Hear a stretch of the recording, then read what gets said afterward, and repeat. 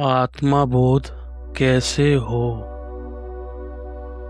हर मनुष्य के लिए यह बहुत ही महत्वपूर्ण है कि वह खोज तो करता है और जीवन भर यह प्रयत्न भी करता है कि वह जो सत्य है और जो वास्तविक सच्चाई है कि वह कौन है और उसका वास्तविक स्वरूप क्या है, उसका उसे ज्ञान हो और उसे स्वयं का आत्मबोध हो।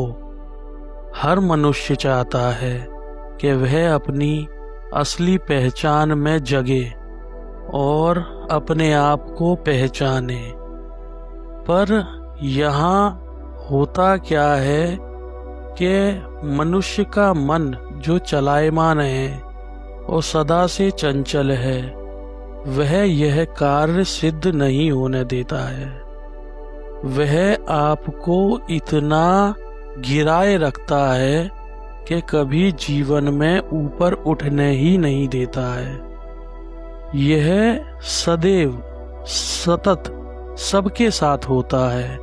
ऐसा नहीं है कि यह मन का जो चलायमान है उसकी गति जैसी है वह किसी और के साथ अलग और किसी और के साथ अलग, ऐसा नहीं होता है। लेकिन ज्ञानी और योगी वह इसको पहचान के इसके स्वामी बन जाते हैं और वह अपने हिसाब से इसे छोड़ते हैं और इसे पकड़ के कस के बांध भी लेते हैं।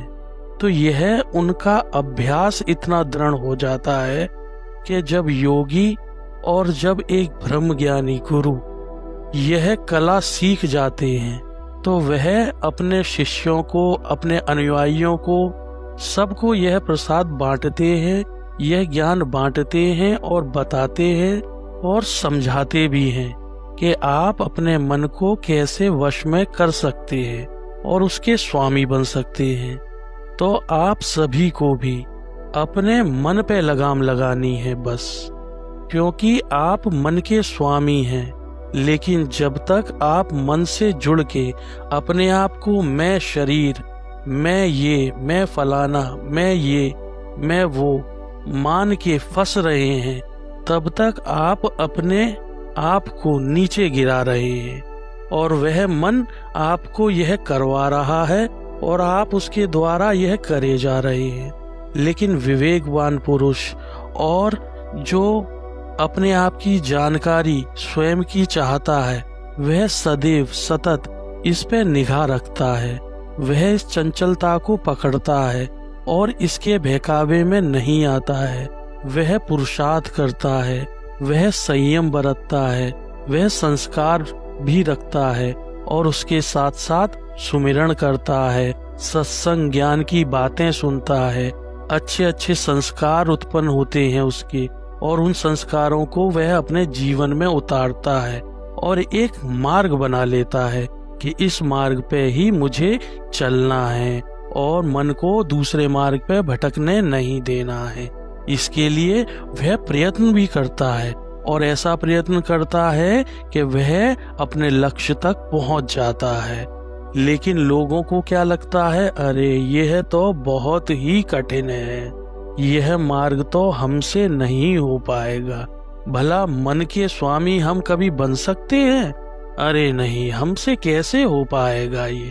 बस यह उनकी धारणा नहीं है, यह मन से निकले विचार मन के ही हैं। लेकिन वह अपने आप को उनसे जोड़ लेते हैं। जोड़ने के कारण महसूस करते हैं यह मैं ही बोल रहा हूँ, यह मैं ही कर रहा हूँ। लेकिन उन्हें पता नहीं यह मन के विचार मन से उत्पन्न हो रहे हैं और मन उसको नीचे गिराने के लिए यह प्रयत्न कर रहा है। बार बार उनको ऐसे विचार दे रहा है और उन विचारों में घुमा रहा है कि वह उसी में भटकते रहें और कभी अपने आप को जान ना पाएं और उसके स्वामी ना बन पाएं। क्योंकि आप बताओ, एक जो अभी पूर्ण रूप से सत्ता में है, जिसकी सत्ता चल रही है और जिसके कहने पे आप चल रहे हैं, मतलब आप उसके गुलाम हैं, वह क्यों चाहेगा कि मेरी सत्ता चली जाए और मेरे ऊपर कोई मेरा स्वामी आ जाए और मैं उसका गुलाम बन जाऊं? जीवन में कोई किसी के साथ नहीं चाहता है, तो यह मन कैसे चाहेगा कि वह अपने आप को गुलाम बना ले और अपने ऊपर कोई स्वामी आ जाए उसकी फिर गुलामी करे? तो यह आपको समझना चाहिए, सारा खेल मन का है। आप ज्ञान मार्ग में इतने सरल तरीके से, इतने सहज तरीके से अपने स्वयं को और अपने अंतर आत्मा को उसको जान सकते हैं और आत्मबोध को प्राप्त कर सकते हैं। इससे सरल ना मार्ग कलयुग में कोई है, ना ही हो सकता है, क्योंकि यह मन पे विजय है, आपके विचारों पे विजय है। बस आपको स्वयं की जानकारी लेनी है कि मैं स्वामी हूँ और यह मेरा गुलाम है और मैं इसके कहने पे नहीं चलूंगा, यह मेरे कहने पे चलेगा। तो जैसे जो संयम बरतते हैं और जो योगी और जो ज्ञानी पुरुष होते हैं, वह क्या करते हैं? वह कभी भी इसकी चंचलता में आते नहीं, बहते नहीं। जैसे कोई कार्य सिद्ध करने जाना होता है तो मन पहले से विचार उत्पन्न करता है कि नहीं, यह ठीक नहीं होगा, यहाँ ऐसा होगा, यहाँ वैसा होगा। लेकिन विवेकवान पुरुष ज्ञानी हमेशा से यह समझते हैं, मन की चालाकियों को वह पकड़ते हैं और पकड़ने के कारण उस पे उनका बस हो जाता है।